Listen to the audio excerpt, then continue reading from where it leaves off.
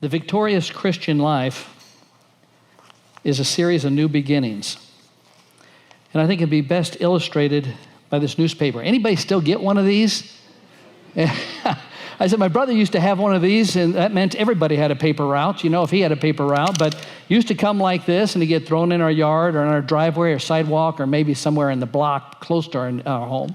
But this is an old school newspaper. It's a USA Today. It's the most recent one. It's from this weekend. It has something about health care. I don't know if anybody heard anything about that or not. But anyway, this newspaper has a front page for people that like to read. It also has comics you can see for people who can't read. And then it has also editorials for people who can't think.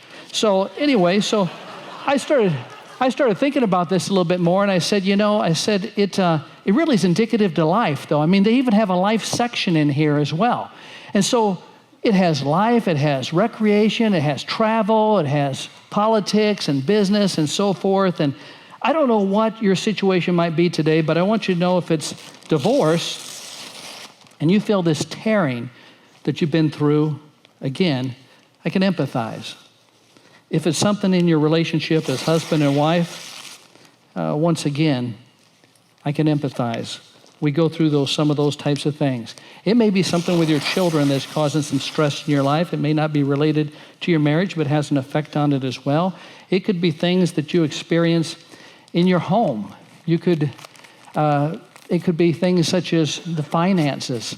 It could be things that you go through, for instance, that are going to be involved in things such as your job. It can also be things such as it can be a number of types of things. It can be in-laws, do I dare say that are tearing against us as well too. Why is it tearing harder when it's in-laws that I'm talking about? So, once again, Kim came to an earlier service, but these things can squeeze against us, and they pressure us from all sorts and all sides until we hardly don't recognize ourselves any longer. What's left is really just a shell of what we once were.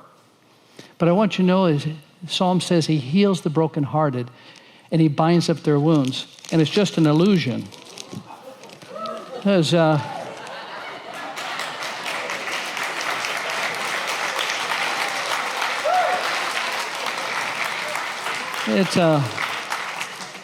I was asked after the last service how I did that.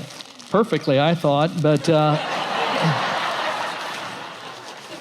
no, there's 3 ways you do it: illusion, sleight of hand, or the way I choose to do it, spiritual gift. So